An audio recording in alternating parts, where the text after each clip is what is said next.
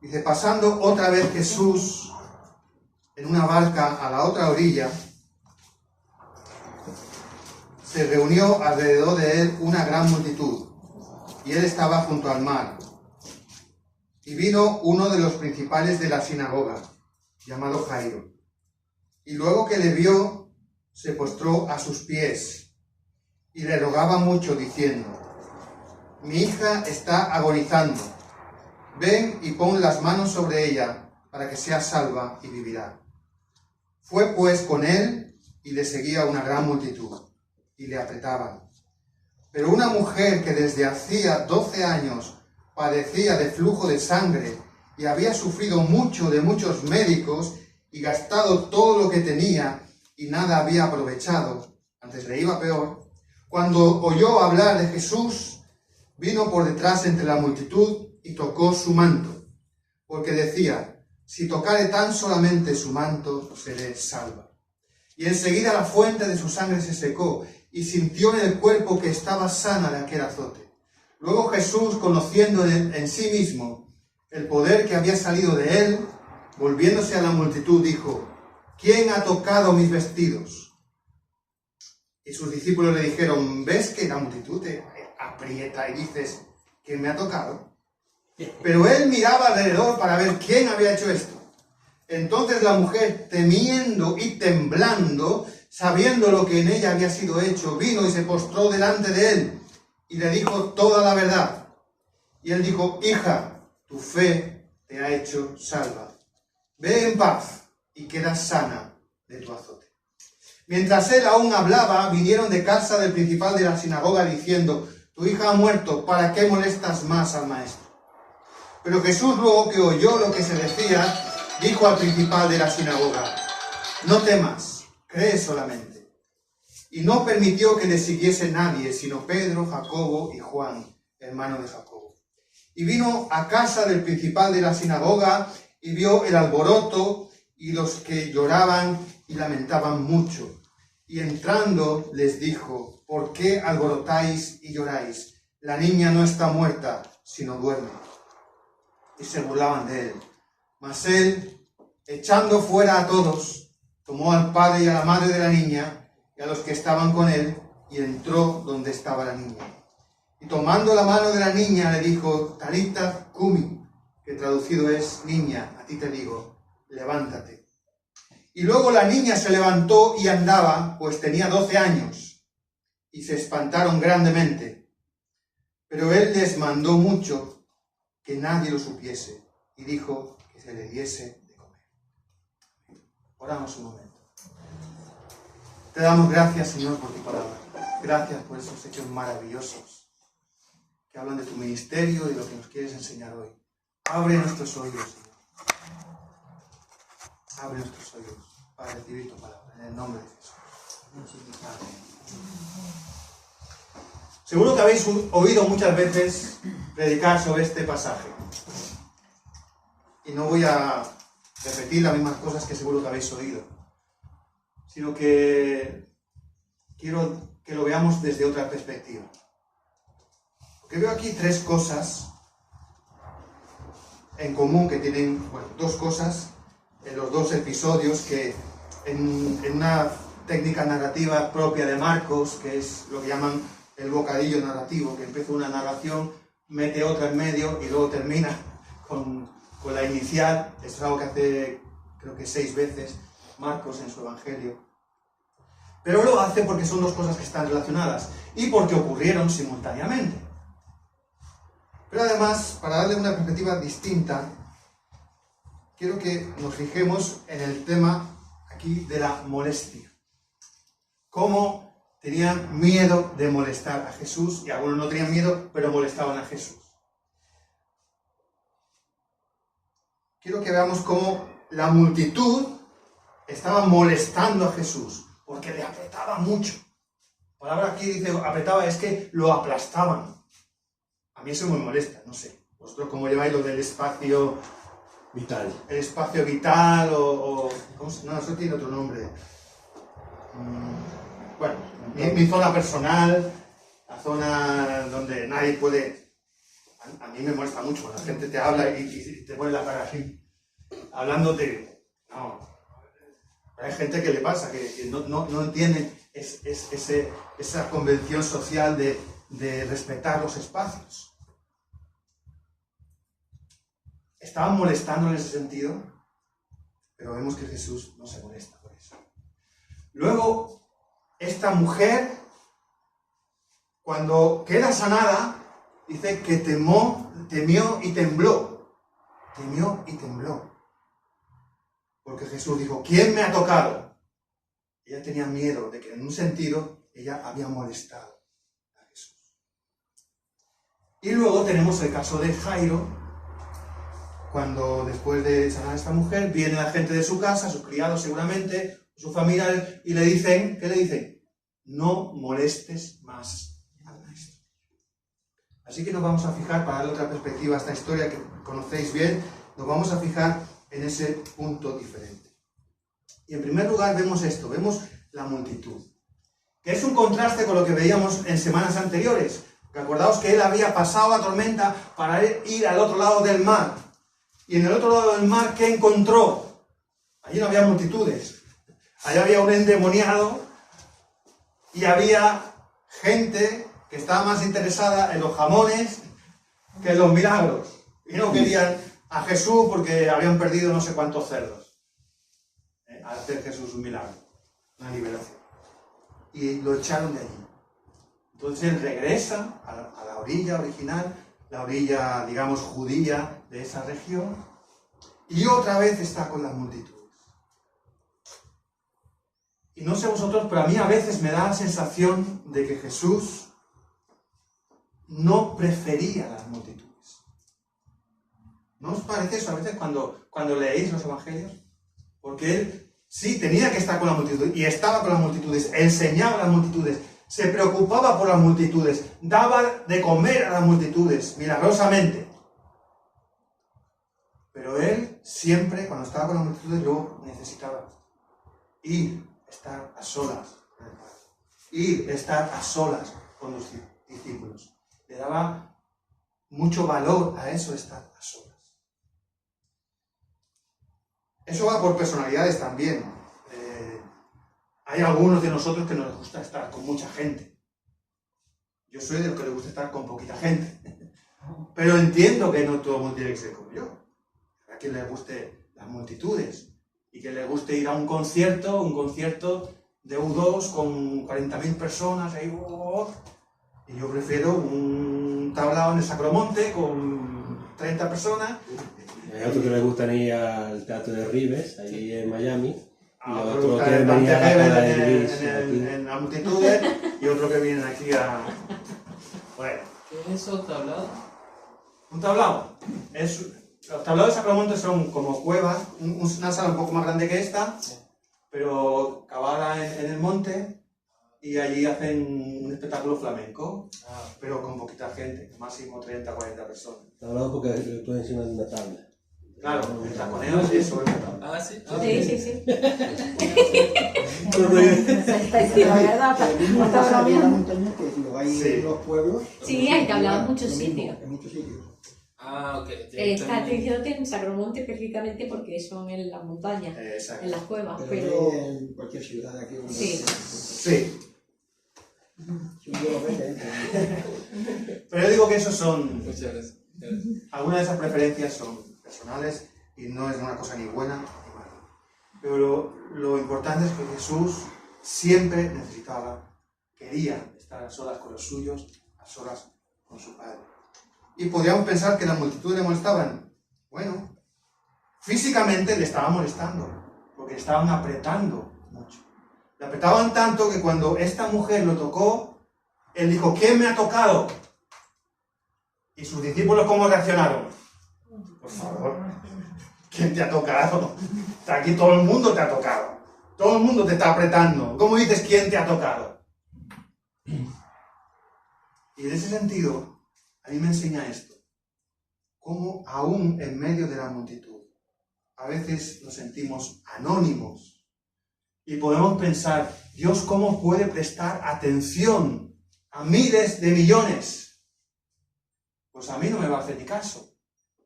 Pero no, él se da cuenta. Él se da cuenta. Aunque estaba toda la multitud apretándole, él se dio cuenta de una mujer que le tocó. ¿Por qué? Le tocó con fe y con mucha necesidad. Y él se dio cuenta de eso. Y para mí la primera lección, desde este punto de vista, es darnos cuenta que nunca vas a molestar a Jesús. Nunca le vas a molestar. Y aun cuando te sientas anónimo, aun cuando te sientas que no eres nada en medio de una multitud, tienes que saber que Él se va a dar cuenta de que tú le tocas con fe.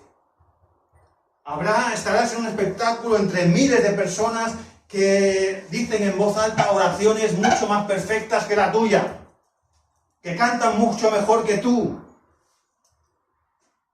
Pero tú estarás ahí, una palabra de fe sencilla, de corazón, desde tu necesidad, el Señor la oye. Amén. Él recibe este toque y lo ve como un toque de fe. La otra molestia que quiero recordaros es esta. Cuando le dicen, después de haber sanado a la mujer, no molestes más al maestro. ¿Por qué le dicen esto? Porque tu hija ya ha muerto, quiere decir, ya no hay nada que hacer. No hay nada que hacer. No molestes al maestro. Hermanos, seamos sinceros. ¿Cuántas veces hemos sentido eso?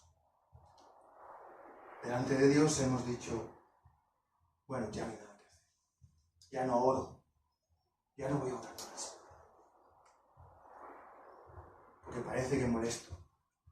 No llegamos a decirlo con esas palabras, pero de alguna forma en nuestro interior estamos pensando eso. Tere, mi mujer, lo dice a veces medio en broma, ¿no? Como diciendo, el Señor tiene que estar hartito de mí.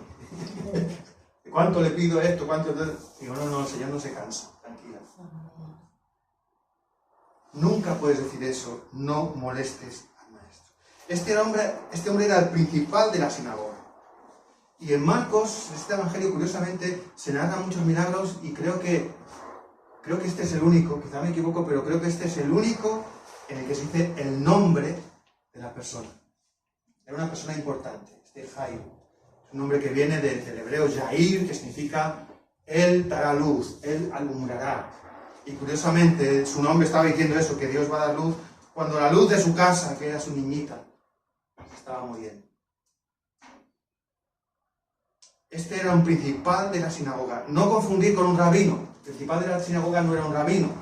No era alguien que enseñaba la Torá. No era alguien que tenía ese poder espiritual, pero tenía más bien un poder administrativo. Era encargado del edificio de la sinagoga, de las instalaciones, también de las ofrendas para los pobres, de cuestiones sociales de la comunidad judía. Era el representante de la comunidad judía ante las autoridades romanas, etc. También era el que ponía, por así decirlo, el calendario, o decía a quién le tocaba leer la Torá y a quién le tocaba compartir algo de la palabra cada sábado. Pero también a él le tocaba decirle a una persona, tú estás excluido. Qué curioso. El hombre que le tocaba decir, tú estás excluido de los servicios de la sinagoga. Y esta mujer, que es la otra parte del bocadillo narrativo de Marcos, esta mujer era una mujer excluida de la comunión. Porque ella tenía una enfermedad que según Levítico capítulo 15 la excluía de participar en la adoración en el templo. La convertía en una persona impura. Ella. Pues ese flujo de sangre. Y además no solo era impura ella, sino que ella se sentaba en este sofá. Luego vengo yo y me siento en el sofá donde se ha sentado ella y me quedo yo también impuro. Y tengo que hacer unos lavamientos, unas cosas y una espera antes de poder servir. Todas esas cosas, leyes que tenían los judíos. A esta mujer, para ella, era como un estigma realmente social. Y Jesús pone en la misma situación, en esta narración, al principal de la sinagoga y a la excluida de los servicios religiosos. este principal de la sinagoga tenía una niña. ¿Cuántos años tenía la niña? ¿Os habéis fijado? 12 años. 12 años. ¿Cuántos años llevaba esta mujer enferma y de médico en médico? 12 años. 12 años. ¿Veis otra vez cómo no es casualidad que estén las dos cosas juntas? Está haciendo la comparación entre esa mujer y el principal, la comparación entre esa mujer y la niña. Muchas gracias. Tiene 12 años también. 12 años. No os riáis, que es una edad muy importante. A los 12 años, en aquella época, el niño ya hacía su bar mitzvah y ya empezaba a ser responsable de los mandamientos. Hasta entonces, el padre es responsable. Si el niño cometía algún delito, el padre es responsable. Pero a partir de los 12, el padre dice, pregúntale a mi hijo. Además, nosotros cuando estuvimos en Jerusalén, ¿Sí? coincidimos un viernes que estaban haciendo el misbah, es decir, llevaban los chicos, iban con música, iban todos, de verdad, y Sí. era una ocasión muy especial para los judíos, esa fecha, porque lo hacía ya como una persona que ya podía participar en la sinagoga, podía tener ya contacto con... Por eso Jesús entra con 12 años en el templo. Exacto. También el 12. También 12. Era una edad muy importante. Y también para las mujeres, no tanto como para los hombres, pero para las mujeres era muy importante, y esto va a sonar muy brutal, pero mujer con 12 años y un día, la niña, hay una palabra, era nagara o algo así, que significaba que ya no era niña, pero tampoco era mujer. Pero luego a partir de los 12 años y medio o más, sobre todo cuando ya llegaba su edad fértil, empezaba a tener la menstruación y demás, entonces ya sí esa niña se la consideraba responsable. Y se podían casar muy jovencitos. Y se podían casar. A partir de 12 años y medio, la niña se podía casar. Digo que no suena muy brutal, pero era así, y de hecho en muchos países del Oriente Medio es así todavía y es peor. Los musulmanes, por ejemplo, Bueno, María y José eran jóvenes. Sí, Por lo menos María. casaron, 16, 17, Sí. estaban por ahí. Sí, eran jovencitas. Una joven virgen. Pues vemos ese otro paralelismo. 12 años. Toda la vida de esa niña era toda una vida de sufrimiento de esta mujer. Cuando esta niña muere, cuando esta mujer recobra la vida. En el sentido de que recobra la salud, porque toca a Jesús y queda sanada y muere la niña. Pero Jesús le dice, no temas. Cuando le dice, no molestes más, ya no hay nada que hacer. Jesús dice, ¿quién ha dicho eso? Recordad, Jesús, él dice, yo digo cuando no hay nada que hacer. Eso no lo digáis vosotros jamás. Que no te lo diga tu pastor, que no te lo diga tu hermano, que no te lo diga tu marido ni tu mujer. El Señor dice cuando Él ha determinado ya finalmente su voluntad soberana. Y se encuentra Jesús con las plañideras en casa de Jairo. ¿Quién sabe sabéis lo que son las plañideras, verdad? Lo que pasa es que en aquel tiempo lloraban detrás de los difuntos, pero eran muchas veces alquiladas, que no eran por naturaleza familiar ni nada, simplemente para que hubiese que esa persona tenía alguien que se preocupaba por ella. Herodes llevó un montón de ellos cuando murió. Exacto. Tenemos testimonios de las costumbres judías de aquel tiempo mediante los documentos suyos, que no son de la Biblia, pero que hablan de cómo organizaban su vida, la Mishnah y demás. Y en esos documentos se dice, por ley, toda persona, por pobre que sea, tiene que tener una plañidera y 2 flautistas en su funeral, por muy pobre que sea. O sea que siempre había alguien que llorar. Y la plañidera no solo iba allí vestida de luto a lamentarse, ay, pobrecita, ay, qué buena era, ay, que no sé qué. No, iban y pegaban gritos de dolor, alaridos. Cuanto más escándalo se hacía, más importante era esa persona. Y este Jairo, que era principal de la sinagoga, y normalmente para alguien elegirlo para ese cargo tenía que ser un judío anciano importante y muchas veces una persona rica, lo que aquí en España eran antes el cura, el médico, el boticario y el alcalde. Y donde había cuartel, el sargento de la Guardia Civil. las personas importantes, ¿cómo se decía? Los poderes fácticos del pueblo. Este era uno de los poderes fácticos del pueblo, y este hombre sería un hombre importante, rico. Calculan que podía haber docenas de plañideras allí, pegando gritos, y con las flautas, imaginaos el espectáculo. Además, Capernaum, que no era un pueblo muy grande, era un pueblo de 1.500 o 1.000 habitantes, enseguida se enteraron de que se había muerto la hija y llegaron allí antes que nadie y ya estaban pegando. Porque además, como ha dicho bien el hermano, iban porque les pagaban y les daban de comer. Llegaba a un sitio, le daban un dinerito y encima se quedaban allí a comer. Por eso cuando Jesús llega y dice, sí, le dice, no lloréis, no está muerta, está dormida. Esta mujer que rápido cambian del llanto a la risa. Empezaron a reírse. Pero estaba llorando. Empezaron a reírse.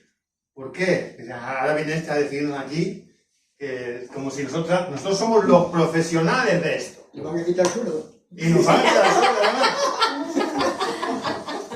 Nos van a quitar el mérito, el prestigio de que nosotros somos los que sabemos cuando alguien está muerto, y encima nos van a quitar la propinita y la comilona después. No puede ser, se ríen para desautorizar a Jesús. ¿Recordáis aquel chiste de un matrimonio que no se llevaba muy bien? El marido cayó muy enfermo, llegó el médico un poco inexperto, lo vio allí inconsciente y le dijo, señora, su marido ha muerto. Y se va al médico y el marido repite y dice, María, María, que no me he muerto. Y dice, anda, calla, vas a saber tú más que los médicos.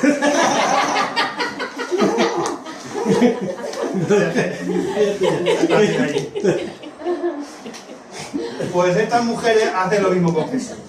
¿Cómo vas a saber tú más que nosotros? De muerte y de llanto y de todo eso. De dormir y de...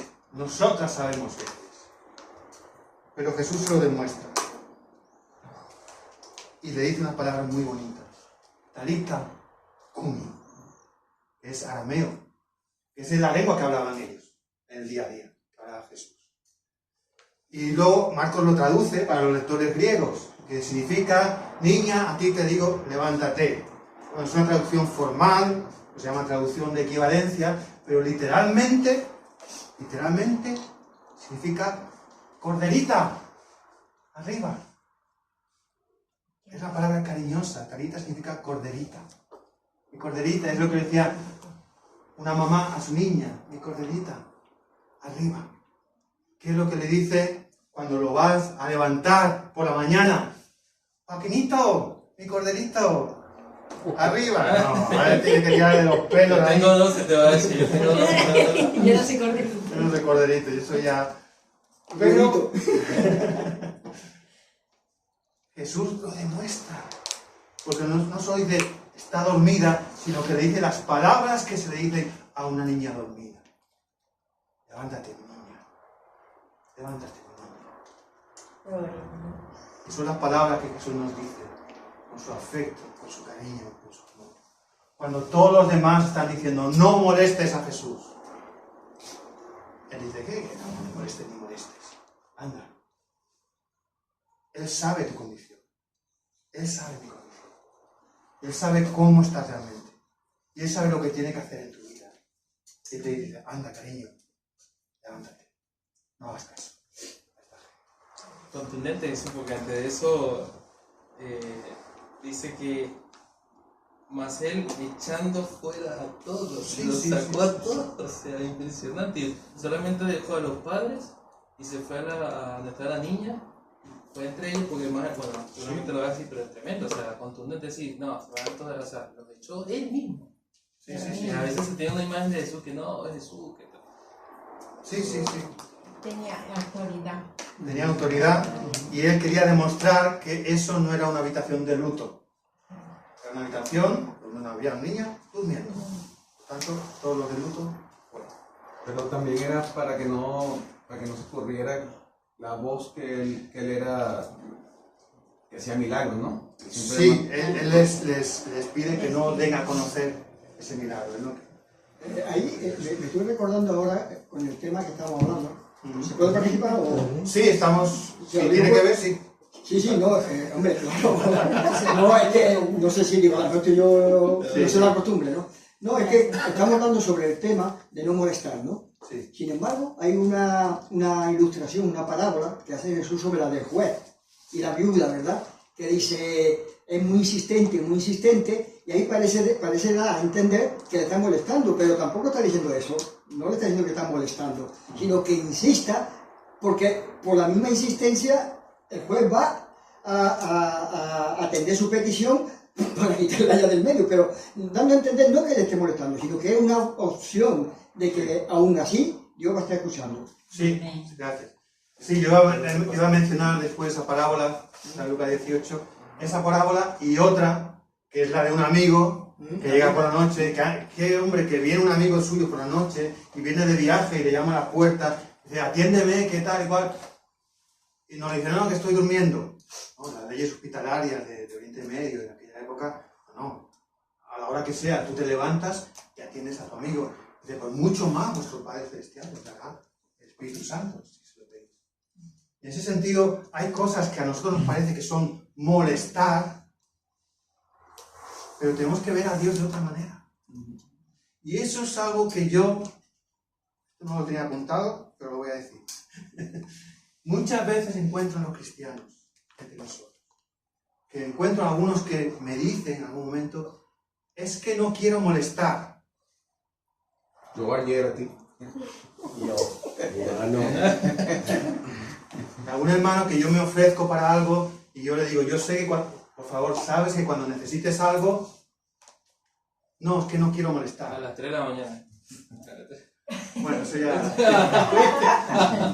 ya tengo el móvil quitado, pero... ¿Por qué digo eso? Porque eso a mí, en cierta forma, me obliga a ir detrás de él. Porque si yo me preocupo por él y él me dice no quiero molestar, yo voy a estar, uy, ¿te pasará algo? Uy, ¿me estará callando algo? Uy, ¿tendrá una necesidad y no me lo quiere decir para no molestar? Entonces, para mí es peor. Para mí es peor porque tengo que andar detrás. Porque te molesten directamente. Pero si yo sé que mi hermano, como hermano, tiene la confianza de decir, mira, Juan Carlos, que pasa esto. Y dices, pero no quiero molestar. No. Estamos para molestarnos nosotros. Hermano, lo siento, ¿eh? Si hay algún delicadito aquí, si hay alguien que tiene la piel muy fina, pues hay muchas iglesias. Pero aquí estamos para molestar. Más de una vez. Es bonito. Porque el Señor nos da esa lección. No me vas a molestar. Aunque estés entre la multitud apretándome, yo te voy a detectar y te voy a atender. Aunque la gente te diga, no molestes más, que ya no hay nada que hacer, yo te diré cuando hay que hacer. Y lo último, ya termino, es el caso de esta mujer. Os lo he dicho, que era una mujer que tenía flujo de sangre que, dicen los médicos, que sería una especie de menorragia, sangrado uterino prolongado e irregular, y otras palabras que yo no entiendo muy bien, pero bueno, tenía un sangrado no abundante, por supuesto, que si no estaría muerta. Posiblemente, quizá tendría también problemas hormonales, y sabéis todo lo que eso significa anemia, falta de hierro, una persona anémica que está débil además. Y muy posiblemente sería una mujer estéril también a causa de esto, y eso también en aquel tiempo era algo que influía socialmente para que fuera una mujer un poquito dejada de lado. Y también si había un problema hormonal, que nos pregunten a los hombres, ¿cómo tratamos a las mujeres cuando tienen un problema hormonal?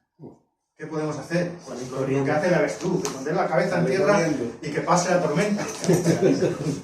Pero decía que empezó la guerra. Sal corriendo. Sal corriendo. Pero realmente una mujer que lo estaba pasando mal. Y una mujer desesperada. Porque ya había agotado todos sus recursos. Yo he estado leyendo un poquito acerca de las prácticas médicas que se aplicaban en aquellos tiempos para estos casos, y digo, madre mía, qué barbaridad. Desde supersticiones absurdas, hasta cosas sin ningún sentido, incluso hasta sangrías. Fíjate, una mujer que pedía sangre y le iba a hacer una sangría. Yo he conocido casos, no sé si es el mismo caso de hemorragia, pero mujer que ha tenido constantemente, como si tuviese la menstruación, pero indefinida, ¿no? Y la única solución fue una operación, es decir, que en aquel tiempo era imposible. Sí, sí. Hoy día hay tratamientos hormonales de choque y si son problemas de un pólipo uterino o un mioma o algo así, se opera y en 15 días está bien. Pero en aquel tiempo hacían barbaridades. Pero, perdón, yo pienso que más que todo lo que habrá sufrido era lo del rechazo. Sí, sí. Nosotros no nos basamos en la Biblia y no en serie, pero de verdad que en la serie de Chose hay un capítulo especialmente a esa mujer y cuando uno ve, uno dice, oye, ¿verdad que tuvo que haber sido así? Es que no podía ni trabajar porque es que no podía ni buscarse el pan porque es que todo el mundo la rechazaba. Es muy difícil. Es muy difícil entender la Biblia si no nos adentramos en la cultura. Si no, no la entendemos. Desde nuestra cultura no podemos. Sí. Pues esa mujer tan excluida en muchos sentidos, ¿cómo la llama Jesús? La llama hija. En este pasaje aparece 2 veces la palabra hija. Primero cuando este hombre dice, mi hija se está muriendo. Y ahora Jesús le dice a esta mujer, le dice, hija. Una desechada por todos. Y él le dice, hija. ¿Qué sentiría esa mujer? Lo primero que sintió es que ella había molestado a Jesús. Porque ella sabía, como habéis explicado, que no podía tocar a alguien, mucho menos a un maestro, a un rabino. No podía tocarlo porque lo hacía impuro. Y Jesús dice, me ha tocado. Y dice, uy, como se descubre que he sido yo, va a decir, me has tocado y me has ensuciado. ¿Cómo te atreves a ensuciarme? Eso es lo que ella tenía en su mente, porque dice que temió y tembló. Tembló. Cuando Jesús se paró y dijo, ¿quién me ha tocado? Pero ¿sabéis la maravilla, hermanos? Jesús no dice, algo sucio me ha tocado. No. Dice, un poder ha salido de mí. ¡Qué diferencia! ¡Qué diferencia, verdad! Jesús ni por un momento menciona eso. Alguien sucio, pecador me ha tocado. No. Que ha salido poder. Porque quiere decir, alguien con fe y con necesidad me ha tocado. Y eso es lo que ve el Señor. Piénsalo muy bien. Piénsalo de verdad, cuando vayas al Señor diciendo, ¿cómo me va a escuchar a mí Dios que soy tan pecador, tan pecadora, tan sucio, tan inmunda? ¿Cómo me va a atender? Pues como esta mujer. Porque lo tocó, y aunque ella tuvo miedo, él no le reprochó. Le dijo, no temas, tu fe te ha hecho sano. ¿Qué tocó esta mujer de Jesús? Magdalena es la otra ejemplo. ¿Sí? Pero vamos a pensar un momentito qué tocó esta mujer de Jesús. Dice el borde de su manto. Sabéis que creo que es en Números se explica cómo tenían que ser estos mantos en Números 15. El manto del varón judío que seguía la ley tal y cual tenía que tener unos flecos azules, al final con unas borlitas. Seguro que lo habéis visto en la tele, tú lo sabes, los judíos con esos, el tallit que se llama, pues tiene esas orlas, esos flequillos ahí que se llaman tzitzit, y eso les sirve para recordar la ley. Y también porque lo hacía identificativo con la gente de fuera. Es decir, tenían eso para identificarse con la gente de los alrededores que no eran judíos. Entonces, tenía su significado. Exacto. Un significado de identidad y según en Números era también como un recordatorio de los mandamientos, de la Torá, que era una persona que seguía la Torá. Y hay un versículo muy curioso en Malaquías 4.2 que dice que el Mesías, viene el Mesías dice, y en sus alas trae salvación. Ellos conocían ese pasaje, en sus alas trae salvación, pero curiosamente la palabra alas era una palabra que también se traducía como los flecos. Entonces había una corriente de pensamiento entre los judíos del Segundo Templo, que había varias escuelas, y ya entonces ya especulaban con las profecías del Mesías, que si será así, si sería así. Pero una de las escuelas de pensamiento sobre la venida del Mesías decía que él traía salvación, cuando dice en sus alas, traía salvación en los flecos de su manto. Y esta mujer, si conocía esa teoría sobre el Mesías, y creía que Jesús era el Mesías, decía por eso, si tan solo toco el borde, los flecos de su manto, seré salva. Quizá porque estaba pensando en el versículo. Es el Mesías y trae salvación en el borde de su manto. Por eso Jesús sabe que ella tiene fe. Y voy a terminar ya, solo quiero recordaros eso. Hay una canción también, ¿no? De eso, una ¿Perdón? Hay una cancioncita de eso. Sí. Bueno, tenía más cosas aquí que compartir, pero quiero dejar solo con esos temas clave. No eres un anónimo en la multitud. Por favor, nunca creas que molestas. Nunca molestas. Acuérdate de la parábola de la viuda y el juez injusto o del amigo inoportuno. Y cuando estés desesperado o desesperada, ven sin miramientos. Ven sin miramientos. Ven sin temor, Jesús. Porque Él lo sabe y Él lo nota. Y nunca es tarde para, entre comillas,